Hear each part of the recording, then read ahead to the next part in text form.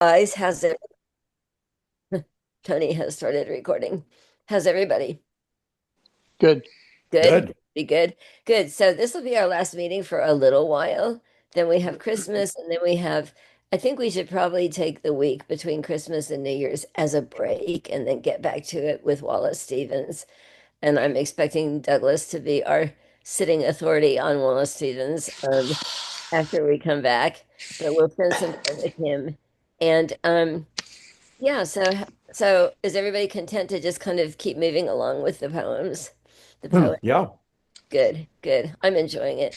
I find Marianne more harder to talk about.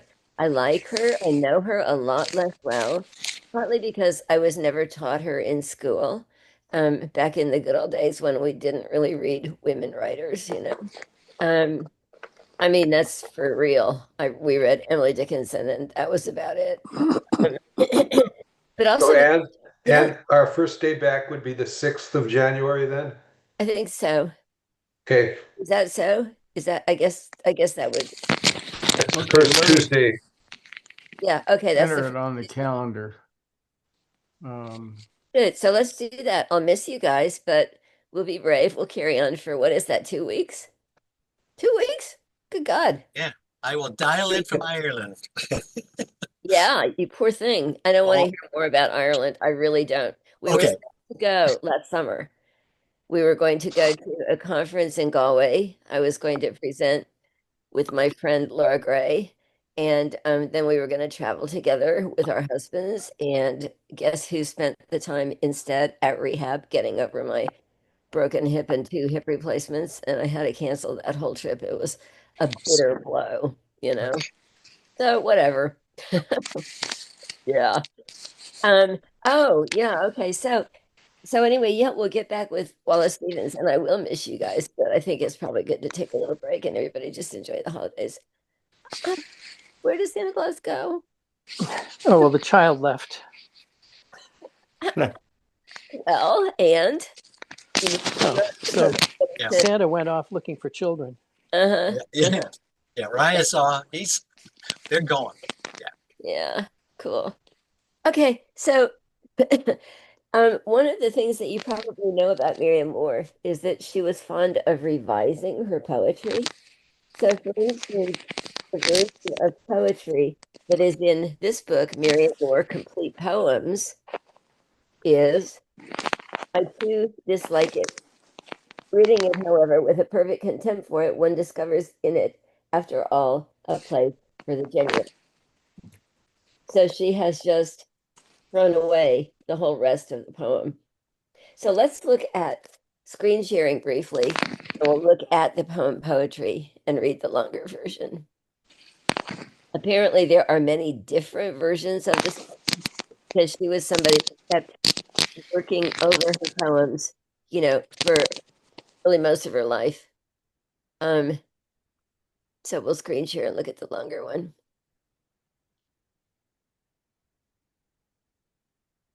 Tony, you're mute.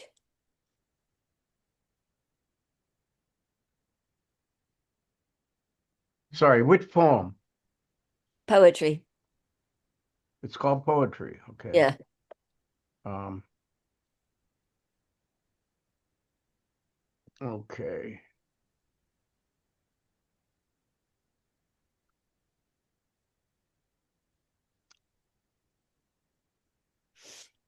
here we go.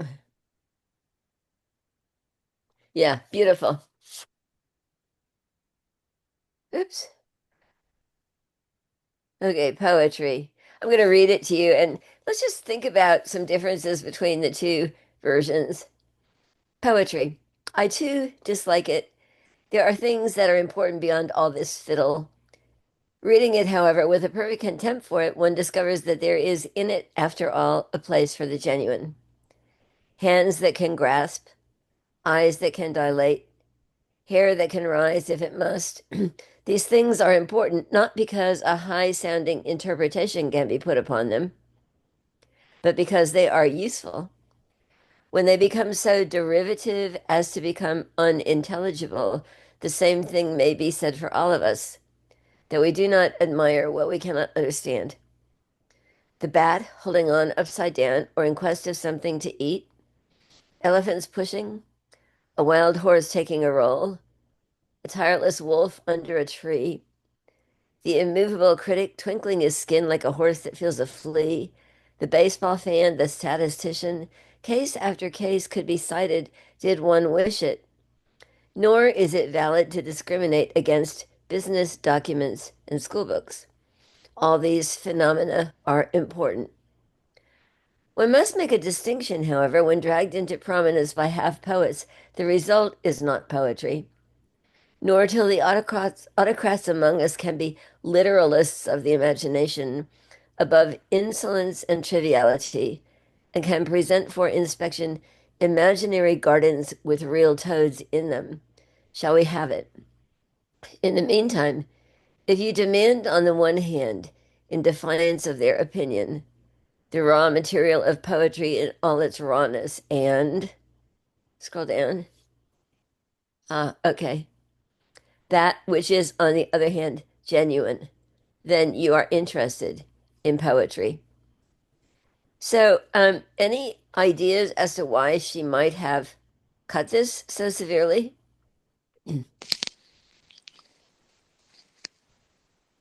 Penny, can you roll us back up to the top? I can't make it move.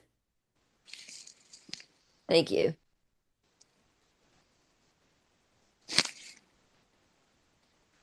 No ideas as to why she would cut it. Do you have a version that you like better than the other? And Yeah. I have a copy of the complete poems that my grandmother gave to me, and it has 4 lines. Uh-huh. That's it. Well, that's what is in my copy of the complete poems is the 4 lines. Is that I too dislike it, reading it, however, with a perfect contempt for it, one discovers in it, after all, a place for the genuine. Yeah, that's what I got. Yeah, yeah. That is one of the two famous versions. The other one is this long one that I just read you. Okay.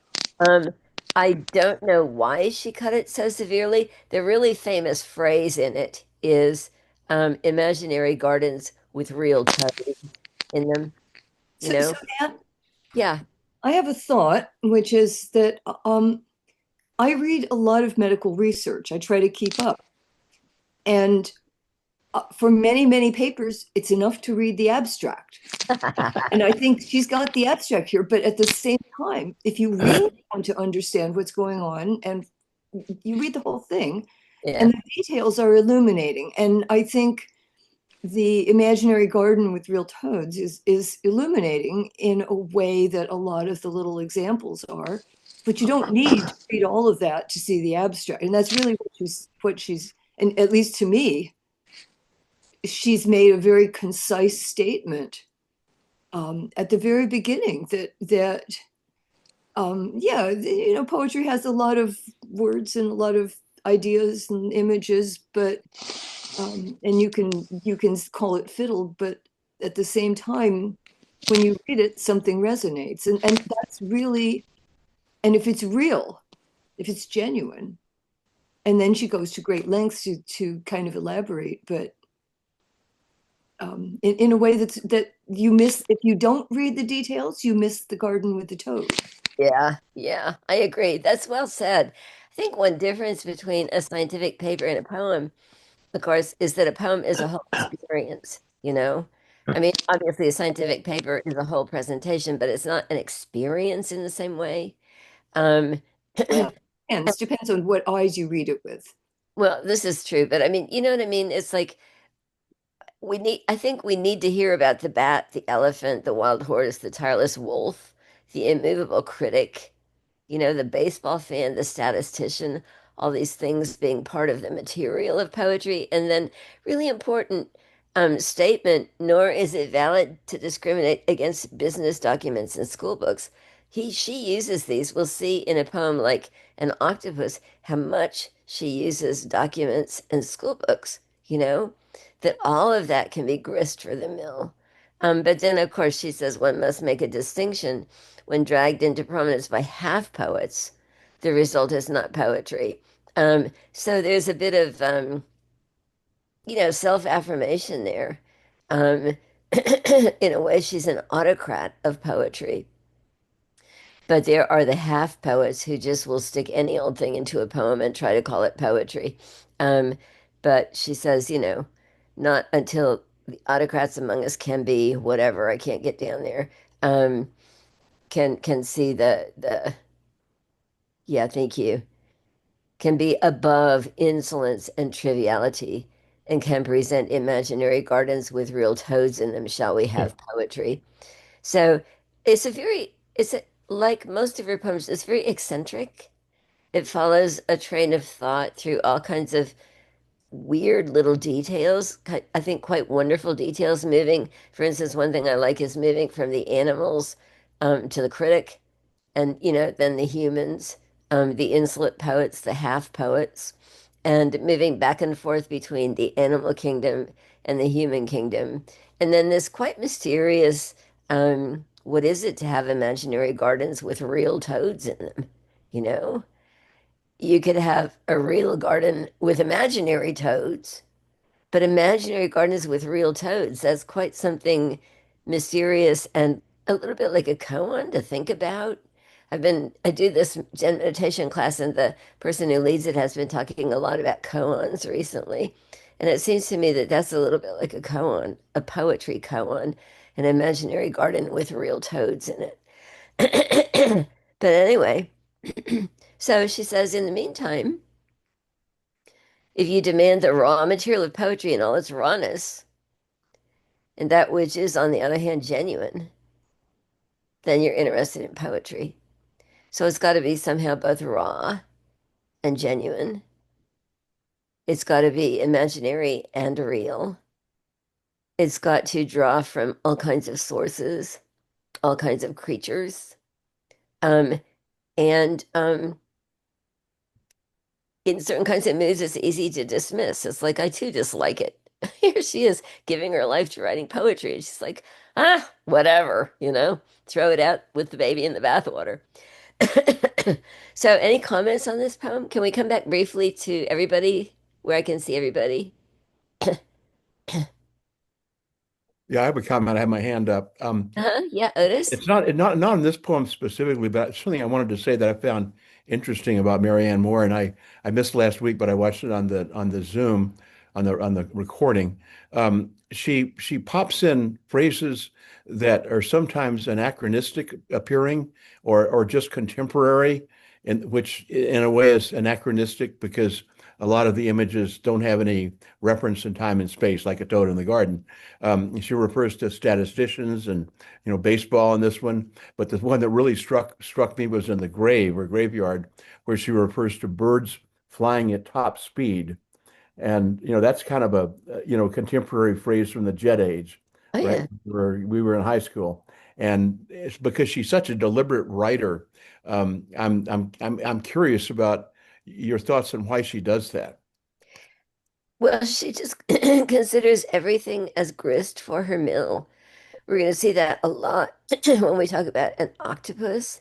You know, she is a poet who, much more than most poets, draws from all kinds of sources, from all her different enthusiasms and idiosyncrasies. I'm dying to go see her reconstructed living room because apparently there are just like little piles of scribbles and postcards and weird reference books. And, she doesn't have this idea. This is a really important thing about modernist poetry. They do not have the idea that certain things are okay for poetry to be about, but certain things are not poetic. Actually, William Carlos Williams and Wallace Stevens had a little argument about that because Wallace Stevens in Cora in Hell accuses Williams of being deliberately, not writing about things that are poetic. And Williams answers there's nothing that's not material for poetry. There's nothing that is anti-poetic. Everything can be claimed for poetry.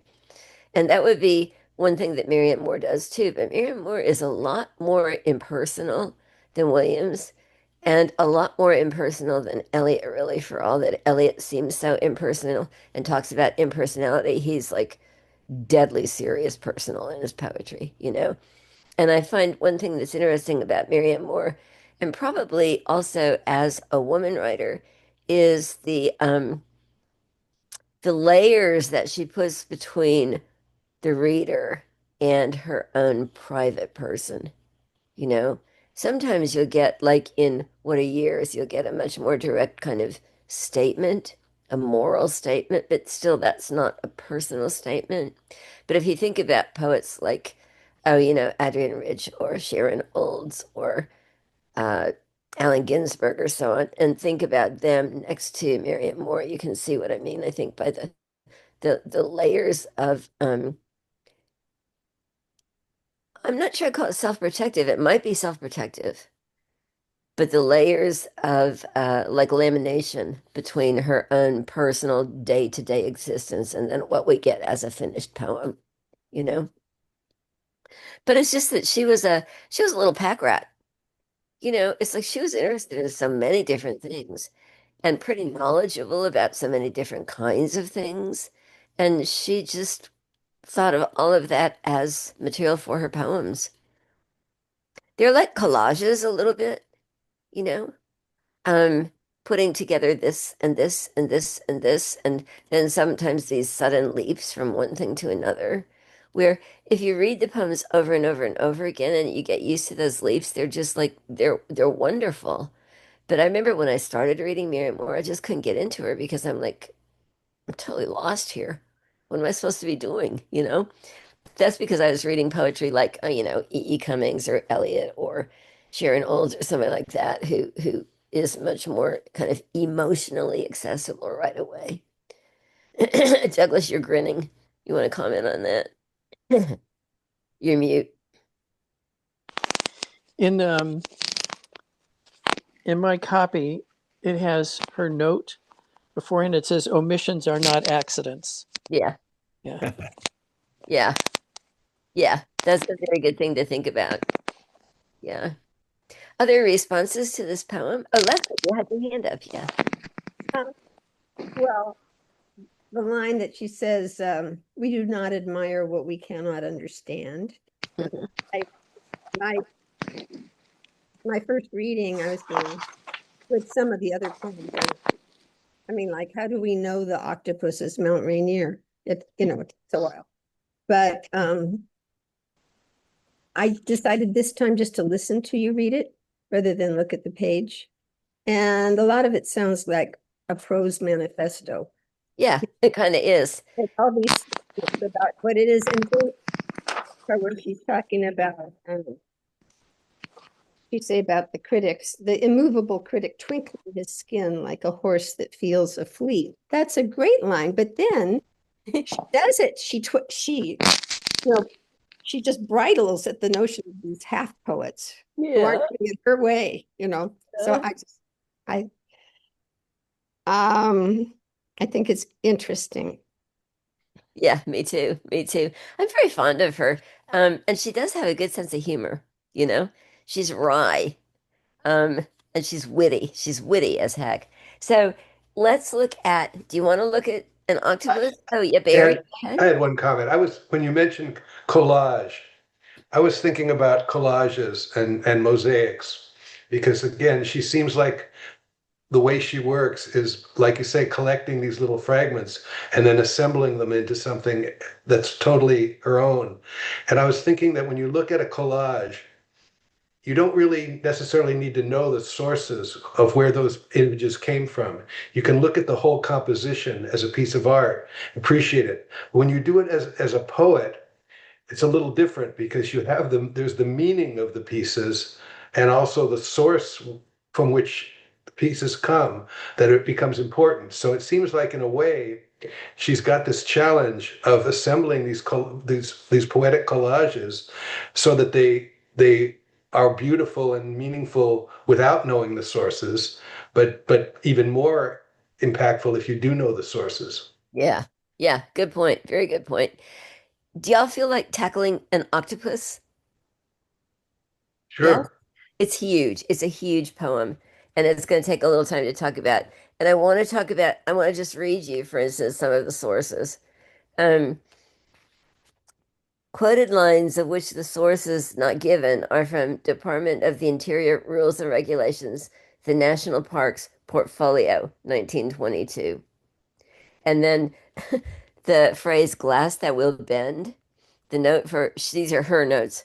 Sir William Bell of the British Institute of Patentees has made a list of inventions which he says the world needs: glass that will bend, a smooth road surface that will not be slippery in wet weather. You can just see her mind going crazy with this stuff. A furnace that will conserve 95% of its heat, a process to make flannel unshrinkable, a noiseless aeroplane, a motor engine of 1 pound weight per horsepower, methods to reduce friction, etc., etc., etc.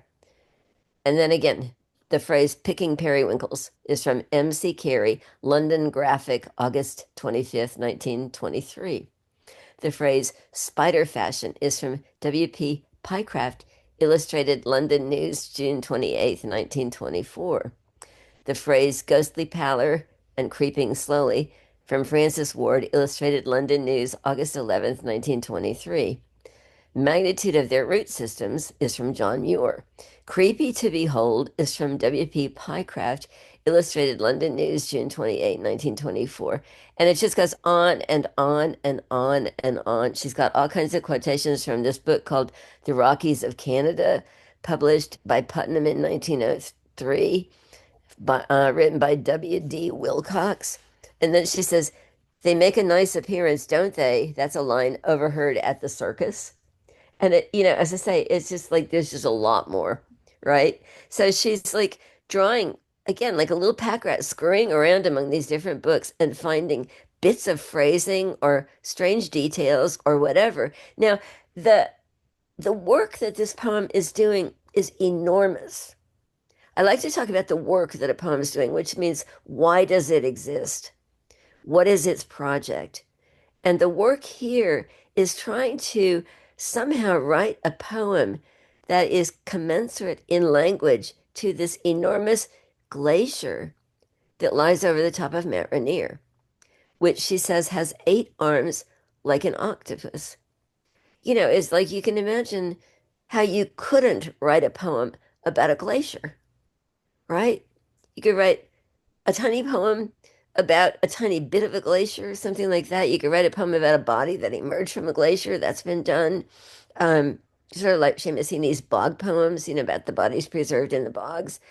But this poem, I mean, one reason it's so long and so, so, so detailed is that it's really trying to give us in language something commensurate to this enormously intricate, ancient, deep, beautiful, terrifying, far beyond human power natural phenomenon. Now, William Wordsworth in the Prelude writes beautifully about the waterfall in the Alps, you know? And there's a part of this poem that I'm quite sure must be echoing, or it's like it's channeling that passage about the waterfall that is always moving and seems never to move.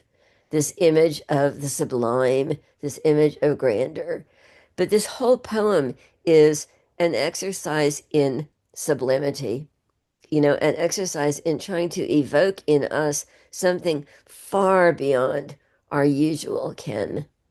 So, an octopus is the title, and we might think it's going to be about an octopus, just the way he digesteth hard iron is about ostriches, or the pangolin is about a pangolin, or whatever. But this, first of all, an octopus of ice. And I'm just going to read you part of it. I think it's really beautiful. Deceptively reserved and flat, it lies in grandeur and in mass beneath a sea of shifting snow dunes. Dots of cyclamen red and maroon on its clearly defined pseudopodia made of glass that will bend, a much needed invention, comprising 28 ice fields from 50 to 500 feet thick of unimagined delicacy. Picking periwinkles from the cracks or killing prey with the concentric crushing rigor of the python, it hovers forward spider fashion on its arms, misleadingly like lace, its ghostly pallor changing to the green metallic tinge of an anemone starred pool. The fir trees, in the magnitude of their root systems, rise aloof from these maneuvers, creepy to behold, austere specimens of our American royal families, each like the shadow of the one beside it. The rock seems frail compared with their dark energy of life. Its vermilion and onyx and manganese blue interior expansiveness left at the mercy of the weather, stained traversely by iron where the water drips down, recognized by its plants and its animals. Completing a circle, you've been deceived into thinking that you have progressed. Under the polite needles of the larches hung to filter, not to intercept the sunlight, met by tightly wattled spruce twigs, confirmed to an edge like clipped cypress, as if no branch could penetrate the cold beyond its company. So we're going to take a little break. One thing I notice reading this each time is the incredible beauty of the color words. You know, I mean, she's like got these beautiful, beautiful lists of colors: vermilion, onyx, manganese blue, um, right at the beginning, cyclamen red and maroon. And those are not colors that we would ordinarily think of as associated with ice, you know. And then gem words composed of calcium gems and alabaster pillars, topaz, tourmaline crystals, and amethyst quartz, describing the dens of the bears, made of these wonderful jewel words, and then color indigo, pea green, blue green, turquoise. This is like such a sensual poem, and it's such a closely observed poem. Um, and it goes on and on and on, moving back and forth through time, moving back and forth through space, moving into depth. How deep is the snow? How deep is the ice? And then talking about some of the strange creatures. Um, Big Snow Mountain, this is a couple of pages later. Big Snow Mountain is the home of a diversity of creatures. Those who have lived in hotels but who now live in camps, who prefer to, and these are obviously human, the mounted guide evolving from the trapper in two pairs of trousers, the outer one older, wearing slowly away from the feet to the knees. This is a guy that always wears two pairs of pants, and when the outer pair rots, he just rips it off. And this is from, one of the books that she's quoting. The nine-striped chipmunk, running with un-mammal-like agility along a log. The water ouzel with its passion for rapids and high-pressured falls, building under the arch of some tiny Niagara. The white-tailed ptarmigan in winter's solid white, feeding on heather bells and alpine buckwheat. And the 11 eagles of the west, fond of the spring fragrance and the winter colors, used to the unegoistic action of the glaciers and several hours of frost every midsummer night. They make a nice appearance, don't they? Happy seeing nothing, And it goes on and on. I mean, this poem is about miracles, the miracles that are nature, that are just the natural world, the incredible strangeness. I mean, the nine-striped chipmunk, the ptarmigan feeding on heather bells and alpine buckwheat, the 11 eagles. You're like, 11? How does she get that number? Like, 11 kinds of eagles or whatever. Um, and it just goes on and on and on. Um, let's see where else we get. Oh, yeah, okay. And the little horses, this beautiful description of the spotted ponies with glass eyes brought up on frosty grass and flowers and rapid drafts of ice water. Instructed none knows how to climb the mountain by businessmen who require for recreation 365 holidays in the year. These conspicuously spotted little horses are peculiar, hard to discern among the birch trees, ferns, and lily pads, avalanche lilies, Indian paintbrushes, bear's ears and kitten tails, and miniature cavalcades of chlorophyll-less fungi magnified in profile on the moss beds like moonstones in the water. The cavalcade of calico competing with the original American menagerie of styles among the white flowers of the rhododendrons surmounting rigid leaves upon which moisture works its alchemy, transmuting verdure into onyx. And it's like, it's dizzying. It's just dizzyingly splendid, moving from these little ponies, these little, they're real, but I mean, they grew up eating flowers and frosty grasses. They seem like ponies out of Rivendell or something, you know?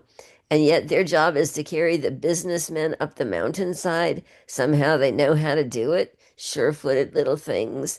Um, and then we move through again the richness of what grows there, the beautiful names of what grows there, and then all the way down to the lichens and the chlorophyll-less um, fungi, and the strange little things that most people and most poets even don't even ever notice the tiny things.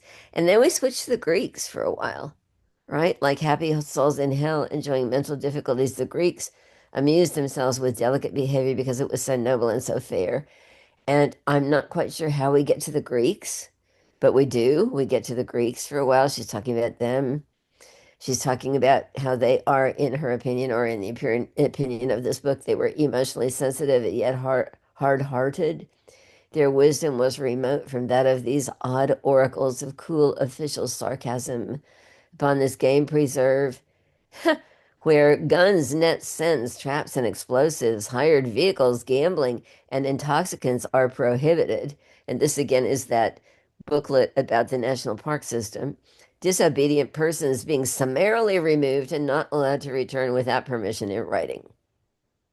Right? She just, I love this poem, but I love it more every time I read it because I'm a little bit lost every time I read it. So pretty lost.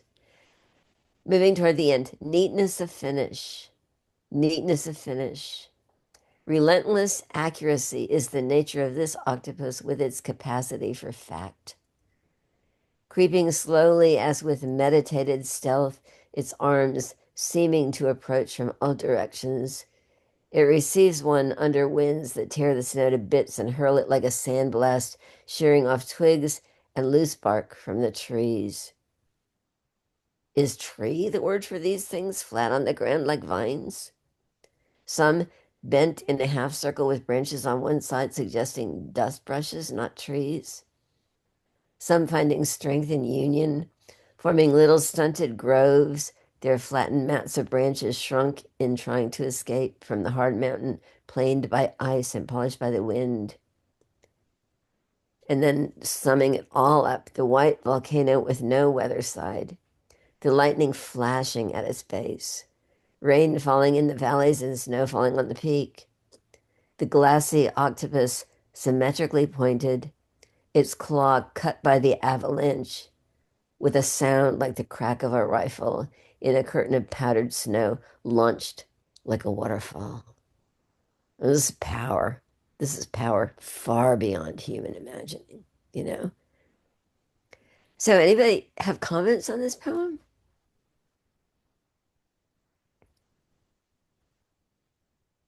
Leslie, you're mute. Yeah, I just had a quick question because my copy says planned by ice, and you said planed by ice, and planed by ice makes a lot more It sense. is planed by ice. Thank you. Yeah, Okay. it's That planed helps. by ice. Yeah. So this business about the neatness of finish, is that the poem as well as the Yeah. glacier? It seems No like. doubt. No doubt. Sure. Because she likes to talk about two things at the same time, you know? Yeah. I mean, she's running a parallel track here. She's describing the octopus of ice which exists in nature, which is the glacial system. But she's also creating something in language which, in a sense, parallels, evokes, commemorates, offers homage to the glacial system, you know? Yeah. And then you think about octopi, how smart they are, how they can get into crevices, how they are alive in all their like brains and every tentacle, and to call this glacial system an octopus is evoking those things too, the octopus-like things about a glacier. It That seems, oh, I'm go sorry. go ahead. It just seems really appropriate because if you think of the strength of an octopus, Hmm. how it just sort of seeps into an area and the pressure and the Yeah, power isn't usually from the big avalanche at the end for the big final hurrah, but it's this being there yeah, with the weight. And I've seen pictures of an octopus opening a jar. And yeah, that they're very smart. They'll open a jar, just sort of hold on to it, and then it gives. yeah. And it seems like, and when Barry was talking about collages, I was thinking, well, she's got all these almost little torn bits and pieces taken from magazines and stuff. But the thing about a collage, it's got to work, I think, in two ways. One is that it's got the pieces usually should be chosen to be next to each other for a reason. They're going to comment on each other for Mhm. either with color or something about the texture or whatever. And then for me, the other thing is when you stand back and look at the whole thing, you've got a whole different animal. So, Mhm. I mean, the question would be, is that what this poem, do the pieces do that in this poem? Well, what do y'all think?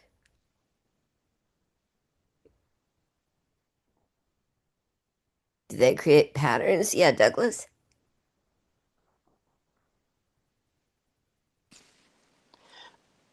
Well, it's kind of a small point, but it just when she talks about the polite needles of the larch. I mean, Mhm. around here, what the larches are called tamaracks, Oh yeah, and and they lose their needles in the fall. It was the first time I ever saw one. I thought it had just died wow. because they turn golden and then they fall Yeah, off. It's unlike any other tree that looks like a pine tree. yeah, And they are very polite. They're short and yeah. delicate. It was, I don't know, that just jumped out at me. That's nice. Although Leopold writes about them in Snow County Almanac. Yeah. I mean Sand County Almanac, sorry. Sand County Almanac, yeah. Cool. The goldenness of them. So does this poem fit together like a collage for you, or is it still at the stage of being bits of strange things that don't I, quite? I think I'd have to I reread it. I don't. I get. I'm going to use a since I take a lot of photos. There's a certain photographic sense of zooming way in to Uh, the level of the algae and the tiny tiny plants, and then there's sort of this the wonderful thing about the ponies and they're sort of this ephemeral, the businessmen that have to come on 365, sort of like they're sort of not really important. They're there because, well, they did. And then you zoom out and so you had the whole majesty, yeah, she's showing us all the views. yeah, I'm you know, and so to get this holds for me, it holds together more than the last poem, which whatever, well, this than is a lot poetry. more tactile. I Oh, mean, it's extremely. That's wonderful. You feel you really feel this. yeah, yeah, yeah, Barry. I had a thought too about the colors. Well, first of all, zooming way back, I mean, I think she was interested in this notion that this a glacier, which seems like such a stationary, Mhm. immovable, monolithic kind of thing, has all these different aspects to it when you look at it carefully and deeply. But the colors I thought were interesting because when you see photography taken in Iceland and places like that, there's an amazing color palette to what you would think would just be white. And a Yeah, lot of that is the physics of the spectrum with light being passed through these clear surfaces. So I think that was also, I think she's just trying to show you that there's so much there if you look at it in all these different ways. And I think it does hang together. yeah, that's cool. Yeah, Laurel, you're mute. Yeah, I thought it was clear she really, really loves this place and the landscape, and also the history, the glaciation, and it's, as you said, it's an ecological consideration, but it's very loving, and it reminded me a little when I was about 8 or 9. My mom and her friend Elsie were going to college. They hadn't been able to go, so they were going to become teachers, and they had to take a bunch of courses. And one thing they had to do was take biology courses. So they took a 1 week, 1 unit course in Yosemite. And my friend Charlotte and friend Veronica and I tagged along with my younger sister, her friend, and my grandmother, and a cousin of hers who were like about 4 feet, nothing, 4 feet 10 inches tall, Oh to my watch God. 5 kids. But we had a little course too.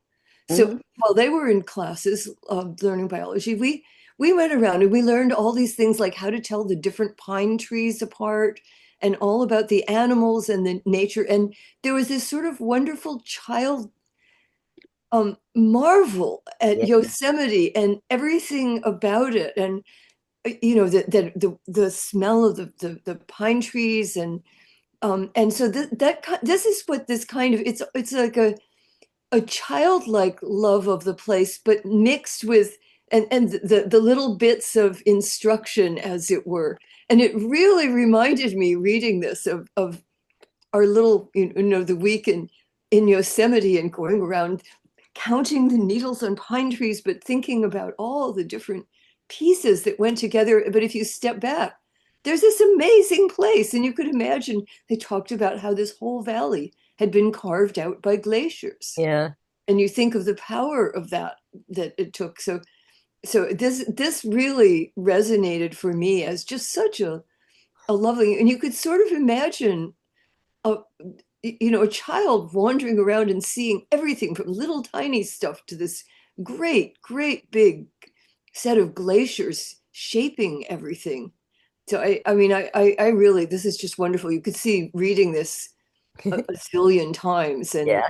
still not getting it all. And, Yeah, I think it gets better every time. That's so cool. Because she did not live in the mountains. She lived in New York City, but she traveled here on a trip with her mother and her brother.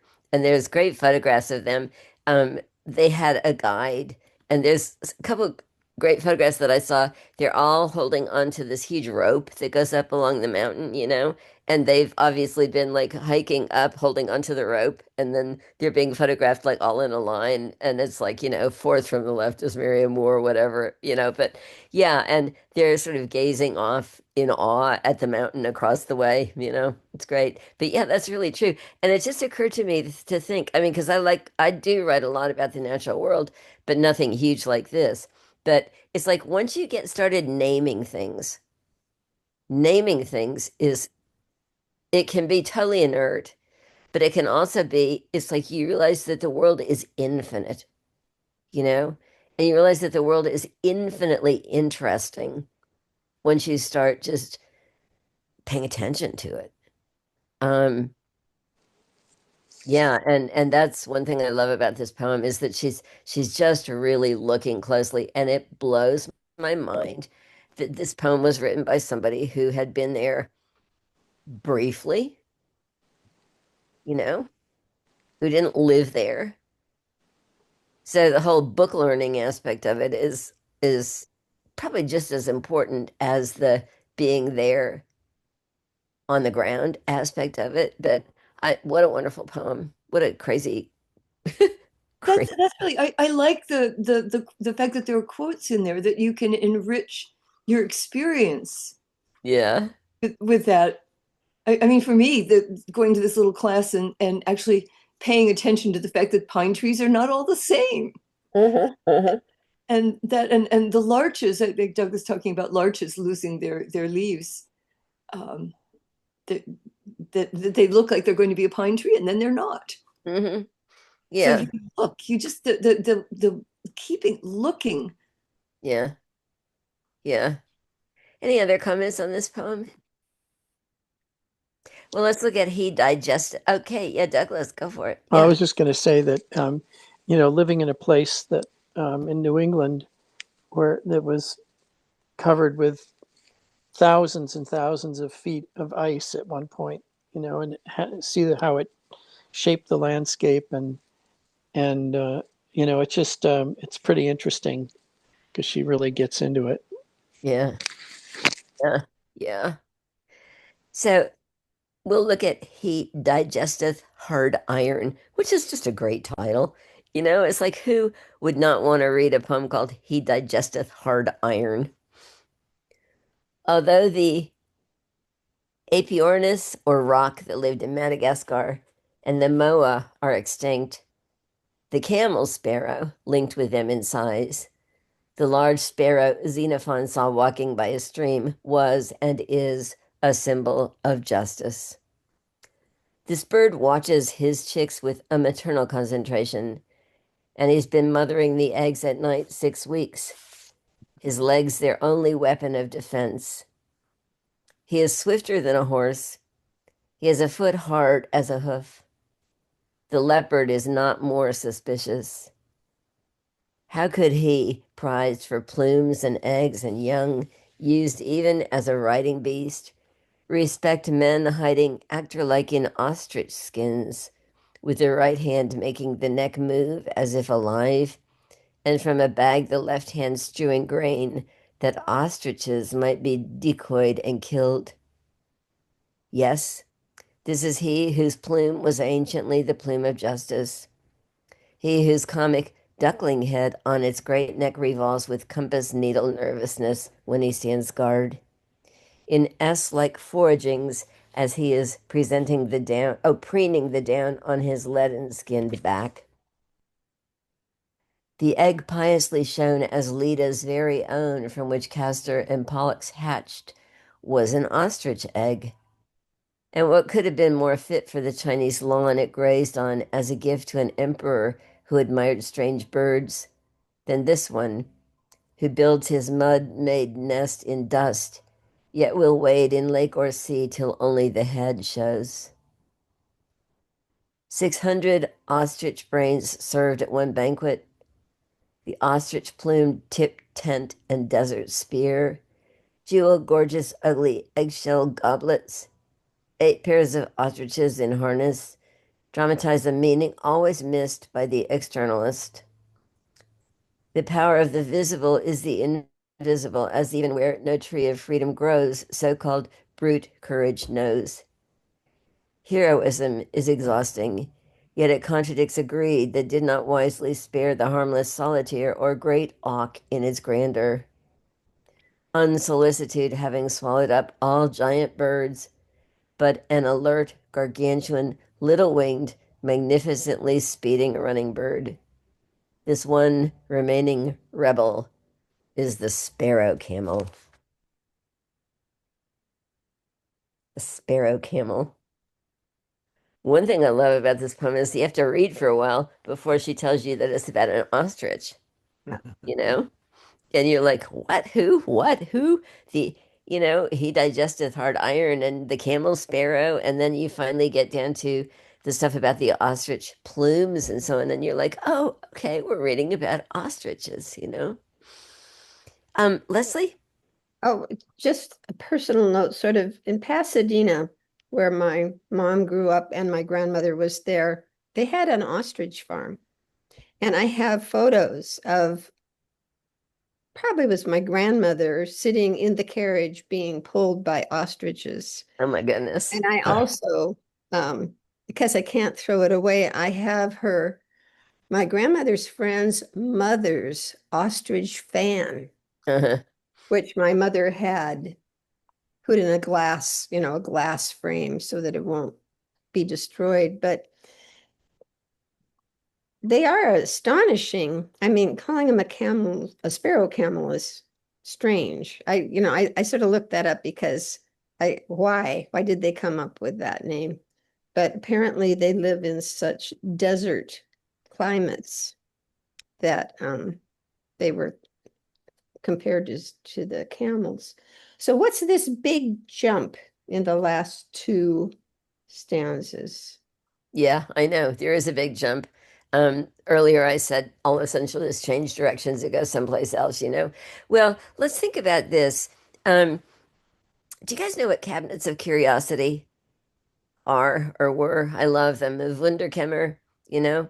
Um, we saw some in, I saw one in Pennsylvania, in Philadelphia at one point, but also in Liège. Liège? No, in Stockholm, I guess it was. Yeah, at the Gustav Museum. Um, during the age of exploration, dukes or kings or whatever, would become fascinated by all the strange, weird, wonderful things that were being discovered around the world. And they would have people bring them samples, trophies, and so on. And then they would build these elaborate, like carriage-like things or um, even rooms, whatever, and put just kind of like a jumble of weird, strange, wonderful things together, you know? And these were cabinets of curiosities or Wunderkammer wonder rooms. And the one that I saw in um, Uppsala featured importantly an ostrich egg. It was like quite enormous. And I can't remember, it was like hollowed out. I think it was like I think maybe somebody made like a little carriage out of it or something like that. So I think about that. But so we're thinking about extinction from the very beginning of the book because the rock and the moa have gone extinct. And that's just mentioned in passing. And then by the end of the poem, we're coming back to think again about extinction and survival. But I think we're thinking about the reasons that things go extinct. And if you've read Elizabeth Colbert's book, The Sixth Extinction, which is really quite wonderful, there's a whole chapter about the extincting of the auk, the great auk, and the way they were hunted to extinction because, again, they were easy to capture. I think they were probably pretty good to eat. Um, but people just couldn't leave them alone, and they would go to great lengths to collect them or to collect their eggs, whatever. And then whoever it was had the last egg, accidentally dropped it and broke it. So that was the end of the auk. And you're just thinking about what it is in human beings that drives us to collect. You could say to prey upon, to take an interest in, but a collector's interest in, which results in the death of the creature. Hi, honey. What is it that leads us to collect these things? Now, ostriches, for a while, were in danger of extinction because their feathers were so prized for like ladies' hats and stuff. There had to be, I think, legislation passed against the collecting of, rare and fine feathers. For if you see pictures of Victorian era hats with these enormous, like, you know, nests on top of the head and the huge feathers and stuff. Um, and you're thinking about both collecting in the modern world, um, the plume of justice, et cetera, but also the collecting among indigenous peoples who are trapping and hunting ostriches for food. I mean, this great image of men hiding actor like in ostrich skins with their right hand making the neck move as if alive, and from a bag, the left hand strewing grain. So they're like catching the octopuses so that they can be killed. Presumably, they're not using the feathers for ladies' fans. They might be using the feathers for ceremonial headdresses. They're probably also eating them, you know?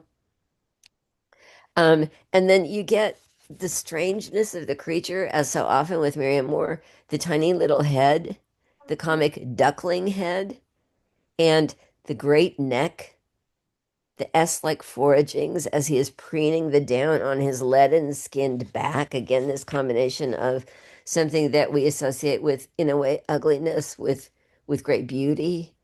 And then myth, again, as in an octavus, she refers to the Greeks. Here she refers to the egg as Leda's egg.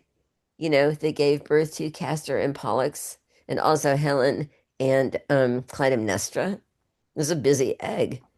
What could be more fit for the Chinese lawn it grazed on as a gift? So again, this passion to collect these oddities, these wonders of nature, um, and yet also touching facts about the ostrich, the he who acts like a mother who sits on the eggs, who takes care of the eggs.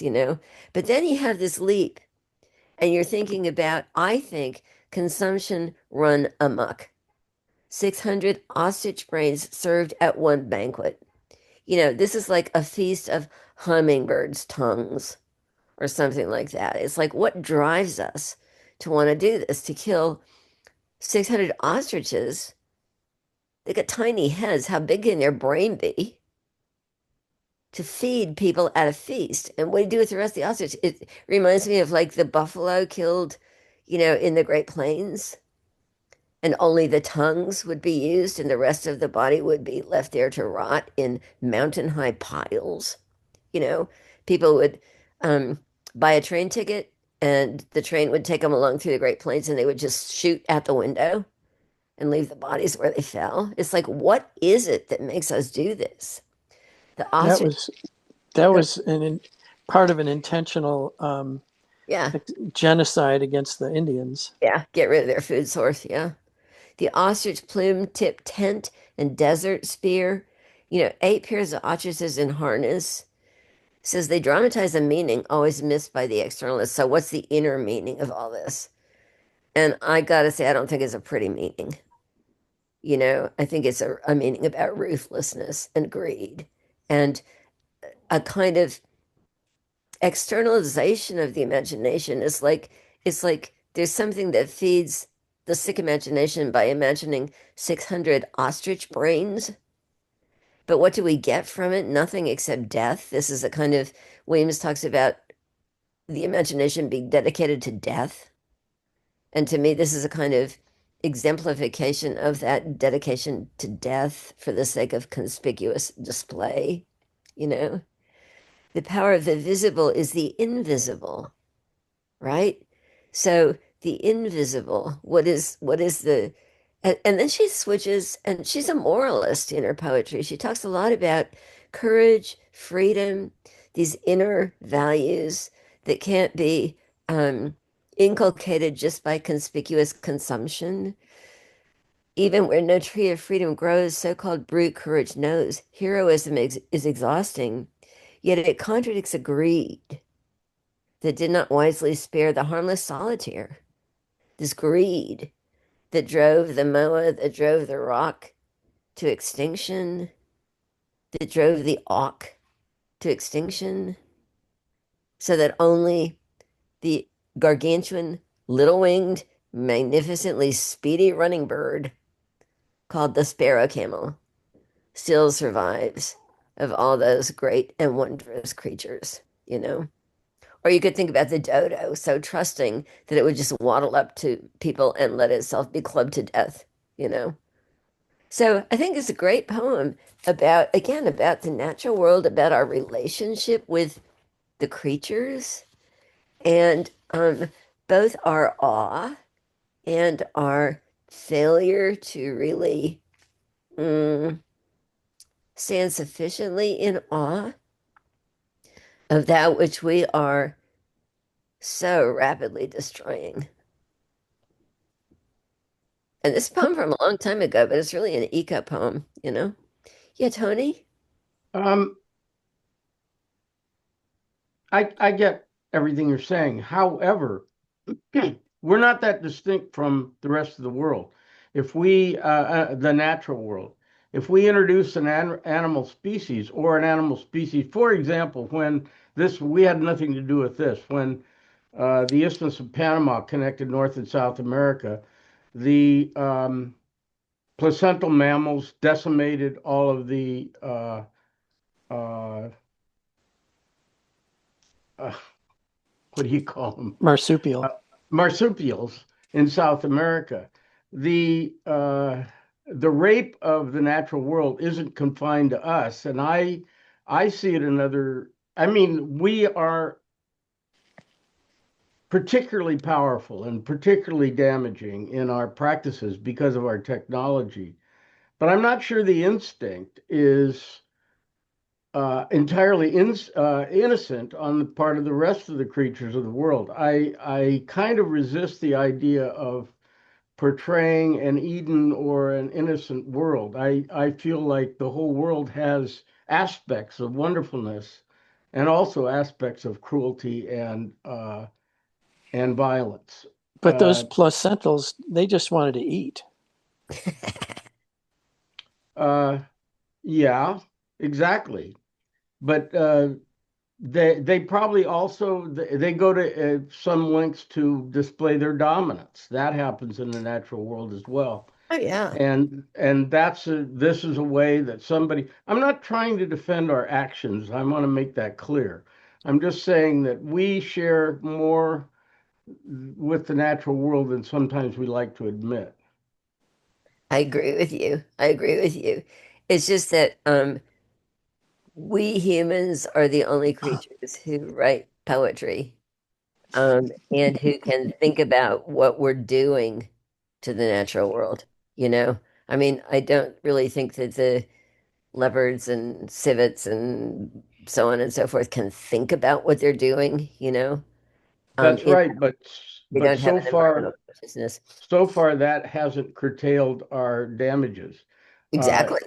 Just thinking about it hasn't Exactly. resulted in the salvation of the world. No, We we totally. don't we don't we don't tend to allow our intellectual analysis of the dangers overrule our violence and rapaciousness. I totally agree with you. If you write eco poetry, you are constantly asked, what good can eco poetry do? Right. Constantly, you know? And you have to try to figure out ways to talk about that, you know? And there Well, are ways it's to talk about it. you haven't remained silent. You've done something. You've spoken up and tried to remind uh, those that read of the problems that we are creating. And there's nothing wrong with that, Anne. Yeah. I mean, the thing that poetry can do is make people feel, you know? It can make, like, just like when we were talking about an octopus, and Laurel was getting like really excited because she's remembering when she was a little kid, and how the absolute fascinatingness and richness and strangeness of that Yosemite experience, you know, changed how her little mind worked, you know, once and for all. Um, Poetry really can make people, literature, art can make people feel differently. And the hope is that if people feel differently, they choose to act differently. They can't not see certain things, you know? Yes, but it's like Adlai Stevenson. It's not good enough that some people will be made to feel something. The vast majority won't read poetry and won't feel anything, except if they go out. Perhaps they'll go fishing or something Yeah. and relate to the natural world. But uh, unfortunately, I don't think poetry is going to solve the climate crisis or the extinction that we're prevailing over. Me neither. No, me I neither. don't mean you should stop doing it though. I'm all for it, Anne. Yeah, no, I know. I mean, I think, you know, me neither. Like, you know, Donald Trump is not reading poetry. No, but art, I Exactly. think art and music and poetry all have a role. Think of all the children who saw poor Bambi being orphaned. And I mean that did change people how people thought about the impact of hunting. And so I mean I think there's the potential for reaching out. And poetry is perhaps a um, more challenging. It kind of forces people to read and listen and think more. It's a little more work perhaps than watching the, but I think it's still worth doing. And it's interesting to me to see children react to poetry read out loud as poetry should be. That it's a language. It's not. We read it and you know we sort of hear the words in our minds, but I don't think poetry historically is meant just to be seen on paper. And we I mean something about rap music, I guess, which I don't really listen to or understand as much, but Pretty sure poetry predates written language. Yeah, for sure. oh yeah, but that whole language out loud matters. Yeah. Well, little kids always love poetry. All little kids love poetry. I'll just say that categorically. It's like if it's nursery rhymes, counting rhymes, hopscotch rhymes, stuff like that. They just love it. They love to be sung to, and then I've said this before, it just gets kind of drained out of people by how it's taught and sometimes how it's scorned, but it's a natural thing in the human, not just brain, body, heart to love poetry, seems to me. Yeah, Douglas. Well, speaking as a collector, I really enjoyed this one and the octopus as well. And It's a great because poem. I'm, being a mineral collector, and I'll send you. I have a very small cabinet of curiosity. Oh, cool. I'll send you a picture. Cool. Yeah, I think our whole house is kind of a cabinet of curiosities. I'm walking around going, why did I collect all these stones? Why did I collect all these feathers? Why did I collect, whatever? Oh my God. Yeah. Any fine, Leslie? Well, two things. First of all, about the ostrich feathers and collecting. A good friend of mine is the ornithologist, retired now, and he gave us a class and told us that it's still in, I don't think it's state law, but it might be federal law, illegal to collect any kind of feathers. So I'm in big trouble. You can maybe Wow. see Oh my my gosh. my Yeah, you are in big trouble. feather.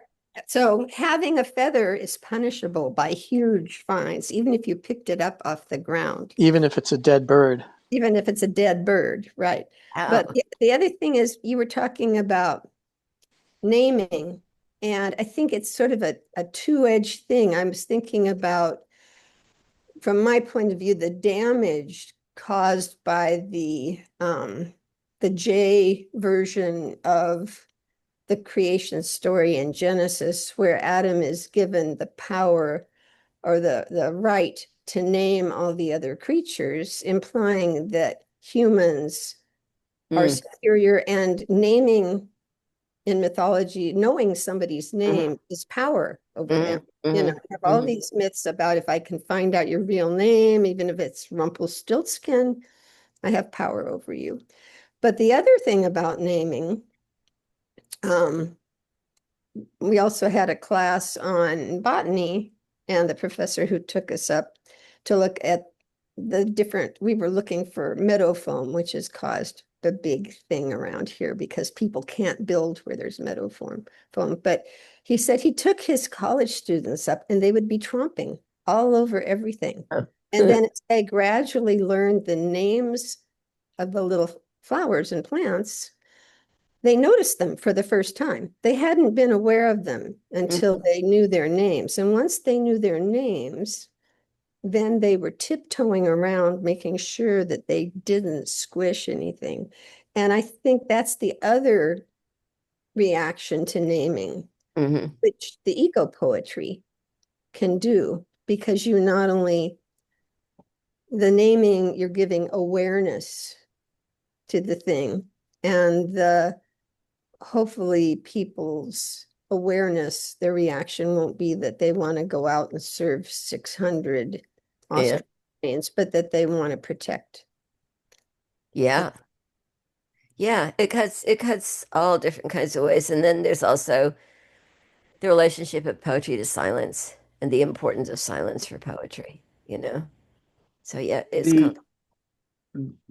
that's a big thing in music too, by the way. And I, of all people, I just heard Keith Richard talk about that.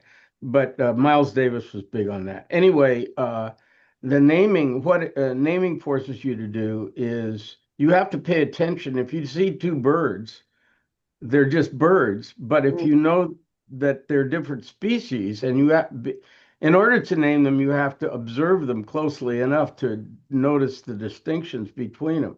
So I found that when I studied ornithology and biology in Marin, that when I went on nature walks, they were a much richer experience than they were before I knew the names.